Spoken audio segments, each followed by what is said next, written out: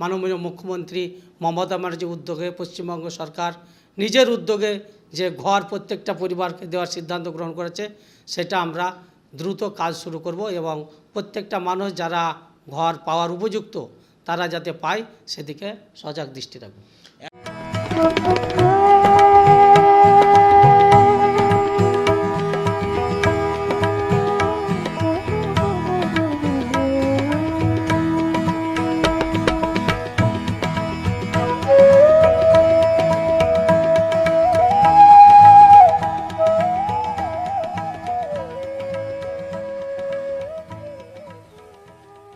পঞ্চায়েত ভোটের পরেও কিন্তু আবার লোকসভা ভোটেও শাসক দলের জয় জয়কার, কিন্তু পঞ্চায়েত ভোটের পর পঞ্চায়েত সমিতির কাজ কি হচ্ছে? নবগ্রাম পঞ্চায়েত সমিতির সভাপতি কি বলছেন, কি কি কাজে জোর দিলেন এই এখন?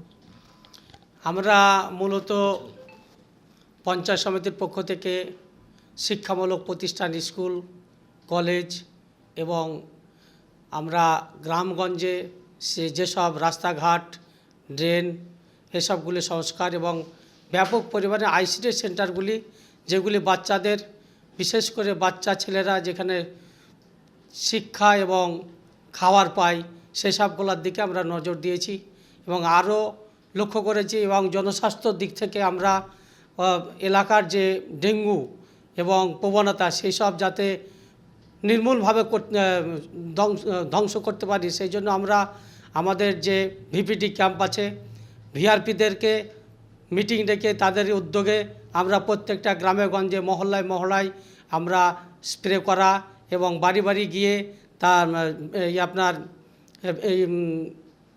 এই যে ডেঙ্গু জ্বরের যে মশা, সেই মশার ভাইরাস যাতে না থাকে সেটা আমরা উদ্যোগ নিয়েছি।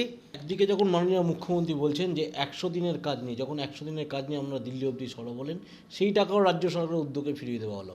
অপরদিকে বাংলা আবাস যোজনার টাকাও ডিসেম্বরের মধ্যে ফিরিয়ে দেওয়া হবে, তার তালিকা তৈরি করার জন্য প্রস্তুত করতে বলা হয়েছে। সেই জায়গা দাঁড়িয়ে কতটা এগিয়ে আপনারা?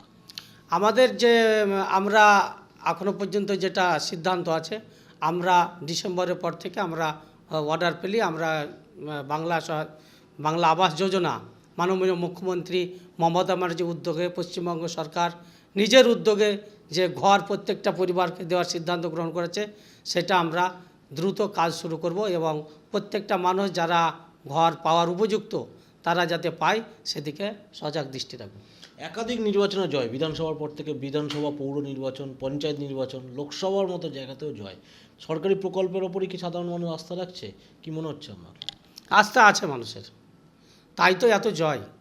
আমাদের বিশেষ করে লক্ষ্মীর ভাণ্ডার যে প্রকল্প এবং রূপশ্রী প্রকল্প এবং ছাত্রদের যে পড়াশোনার ক্ষেত্রে যে বৃত্তি, সমস্ত দিকটাই আমরা নজর রেখেছি এবং সেই সব দিকের প্রতি মানুষের আস্থা আছে, তাই তো এত জয়।